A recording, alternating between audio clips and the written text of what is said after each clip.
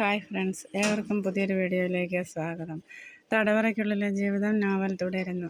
പിറ്റേന്ന് പവനും മോനും കൂടി ചെല്ലുമ്പോൾ നന്ദൻ്റെ വീട് പൂട്ടിയിട്ടിരിക്കുന്നു. പവനും മോനും മിഷനറായി നിന്നു. അപ്പോൾ അയൽവക്കത്തെ സ്ത്രീ അവിടേക്ക് വന്നു. ശാരിയും മോളും ഇവിടില്ല. അവർ അകന്ന ബന്ധത്തിലുള്ള ഒരമ്മാവൻ്റെ വീട്ടിലേക്ക് പോവുകയാണ്. 1 മാസം കഴിഞ്ഞേ വരികയുള്ളൂ എന്നും പറഞ്ഞാ പോയത്. പവൻ്റെ തലച്ചോറിൽ ഒരു മിന്നൽ പിണർ പുളഞ്ഞു. എന്താണ് സംഭവിച്ചത്? ഇത് നിങ്ങൾക്ക് തരാൻ വേണ്ടി തന്നതാ. ആ സ്ത്രീ ഒരു കവർ പവന് നേരെ നീട്ടി. അയാളത് തുറന്നു നോക്കി. അതിലെഴുതിയിരിക്കുന്നു: പവേട്ടനെ ഞാനെന്നൊരു സഹോദരനായിട്ടേ കണ്ടിട്ടുള്ളൂ. എൻ്റെ നന്ദേട്ടനും അങ്ങനെ തന്നെ.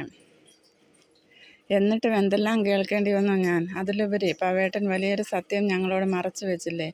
എന്തിന്? എൻ്റെ നന്ദേട്ടൻ പവേട്ടനെ എത്രമാത്രം സ്നേഹിച്ചിരുന്നു എന്നറിയോ? പിന്നെന്തിനാണ് ആ സത്യം മറച്ചു വെച്ചത്? ദീപുമോൻ്റെ അമ്മ ആരാണെന്ന് എനിക്കറിയില്ല. പക്ഷേ അവർക്ക് എന്നെ ഭയമാണ്. ഞാൻ പവേട്ടനെ തട്ടിയെടുക്കുമോ എന്ന് ഭയം. അവരുടെ കുഞ്ഞിനെയും കുഞ്ഞിൻ്റെ അച്ഛനെയും വിട്ടുകൊടുക്കണമെന്ന്.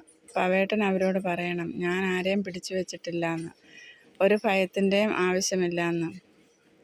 കുറച്ച് നാളത്തേക്ക് ഞാനിവിടുന്ന് മാറി നിൽക്കുകയാണ്, എൻ്റെ മനസ്സൊന്ന് ശാന്തമാവാൻ വേണ്ടി. പവേട്ടനോട് എനിക്ക് പിണക്കമൊന്നുമില്ല. ദീപമോൻ്റെ അമ്മയോടൊപ്പം സുഖമായി ജീവിക്കുക. നിർത്തട്ടെ. മോനെയും കൂട്ടി ഒരു വിധത്തിൽ പവൻ തിരികെ വീട്ടിലെത്തി. ഗുരുതരമായതെന്തോ സംഭവിച്ചിട്ടുണ്ട്. പക്ഷെ എന്താണത്? ശാരി എന്തൊക്കെയാണ് പറഞ്ഞത്? ദീപമോൻ തൻ്റെ മോനാണെന്ന സത്യം മറച്ചു വെച്ചുവെന്ന്. അതെ, തൻ്റെ മോനാണ് ദീപമോൻ. കൃപാതിവാസന് മുമ്പിൽ വച്ച് അവനെ തൻ്റെ കയ്യിൽ കിട്ടിയ ദിവസം അവൻ തൻ്റെ മകനായി. അവന് താൻ അച്ഛനുമായി. എന്നിട്ടിപ്പോൾ അവൻ്റെ അമ്മയോടൊപ്പം സുഖമായി ജീവിക്കാൻ അയാൾക്ക് ഭ്രാന്ത് പിടിക്കും പോലെ തോന്നി. ശാരിയെ ഇനി എവിടെ ചെന്ന് കണ്ടുപിടിക്കും? അവളെ ആരോ വല്ലാതെ തെറ്റിദ്ധരിപ്പിച്ചിരിക്കുന്നു. അച്ഛനെന്ത് പറ്റി അച്ഛാ? ദിലീപ് ചോദിച്ചു. ഒന്നുമില്ലടാ കുട്ടാ, ദേ അച്ഛാ, അങ്കിൾ വരുന്നു. അവൻ പുറത്തേക്ക് വിരൽ ചൂണ്ടി. തൻ്റെ നീറുന്ന പ്രശ്നം പവൻ ഹരിയോട് പറഞ്ഞു. ഹരി നടുങ്ങിത്തെറിച്ച് നിന്നു. അപ്പോൾ അമ്മ പണി തുടങ്ങി. അയാൾ മനസ്സിലോർത്തു, ശാരിയുടെ മനസ്സിൽ വിഷം കുത്തിവെച്ചത് അമ്മ തന്നെ. അമ്മ ഇതെന്തിൻ്റെ പുറപ്പാടാണാവോ? ഹരി വല്ലാതെ അസ്വസ്ഥനായി. എന്താ ഹരി ഒന്നും മിണ്ടാത്തെ?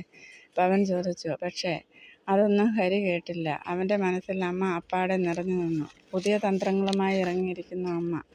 പാവം പവേട്ടൻ എന്തൊക്കെ സഹിക്കണം. ഹരി, പവൻ കുലുക്കി വിളിച്ചു.